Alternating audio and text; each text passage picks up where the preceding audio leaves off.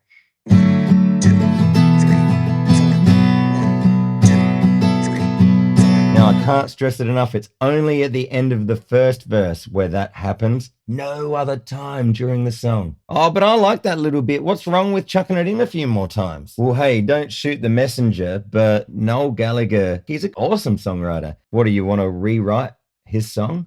Who the hell do you think you are? Why would have he written that bit in there? Let's take a look at it. Well, you've got all these chords that are just happening over and over and over. Verse, verse, verse. I don't believe that anybody, blah, blah, blah, blah, blah, blah, blah, blah, blah, blah. You're going to have another verse with more of these chords, and there's a really long intro where it just continues these same chords. Well, it makes sense. A little something different, and then we're back to backbeat, the word is on the street, right? Now, if you want to put it in at the end of the other verses because you like it, well, what are you doing? You're sort of preempting the fact that there's a pre-chorus with the same two starting chords of it. So I would wait. I would do it the way that Noel Gallagher did it. It just sounds better in my opinion. All right, what a segue. Yes, so let's look at the pre-chorus. What have we got? We've got a C add 9, we got a D sus4, and back to the E minor 7. Now, so I see basically everybody just do this. You know, just strumming it. Makes sense if you're, you know, like a solo singer, well then that's probably more than fine, right? But if you listen closely to the original recording, Oasis's recording, there's this wonderful little extra thing, which if you get an opportunity, add this in.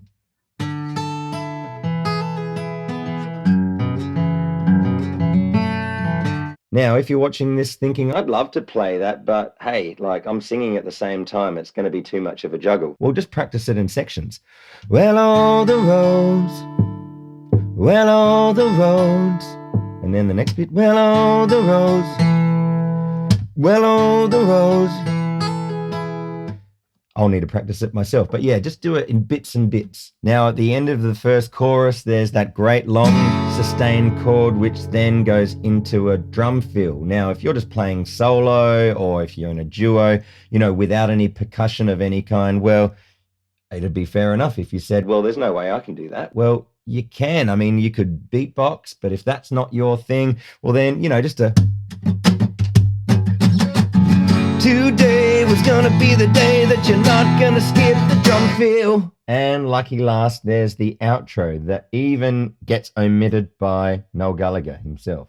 Are you gonna be the one who saves me?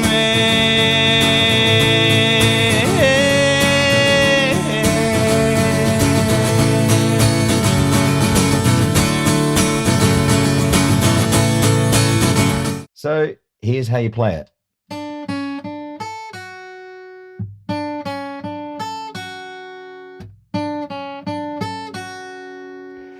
Now, obviously, you kind of need the chords, right? So you could do one of two things. You could sing it if you're a singer-performer. Or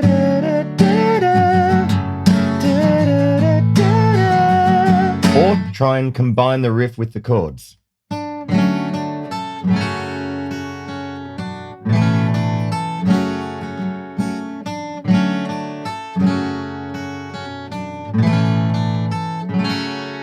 Now that sounds all right, but you could try and add some strums in there as well.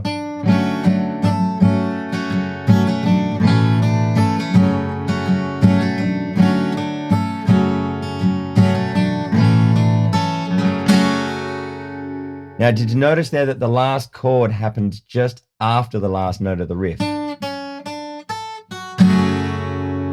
Like that. 1, 2, 3, 4.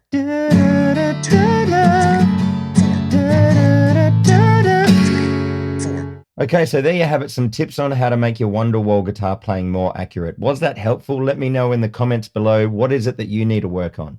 Now, obviously, with the name Crafty Music Tips, this YouTube channel has a bunch of other helpful music tips videos for you to go and check out. But if that's still not enough because you've still got a bunch of questions about this thing and you feel like that you don't really have anybody in your life to be able to answer the questions that you have, well, I'll tell you about the Crafty Guitar Club. Basically, it's an opportunity to hang out with me and a bunch of other like-minded guitarists, and we get together regularly and I answer a bunch of questions, and I also give a bunch of masterclasses, and there's an online membership where you get your own special login to be able to access a bunch of any of the past content as well as be able to interact with the others from the community. So if that sounds like something that'd help you out, well then go check out the Crafty Guitar Club. I'll leave a link below.